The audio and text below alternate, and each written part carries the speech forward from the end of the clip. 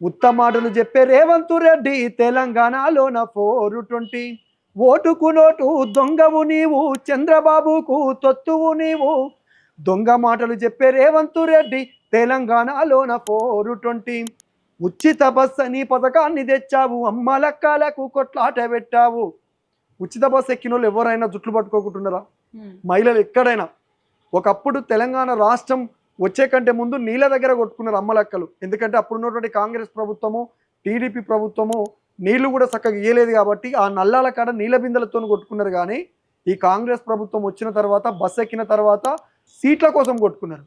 కాబట్టి ఉచిత బస్ అని పథకాన్ని తెచ్చావు, అమ్మలక్కలకు కొట్లాట పెట్టావు.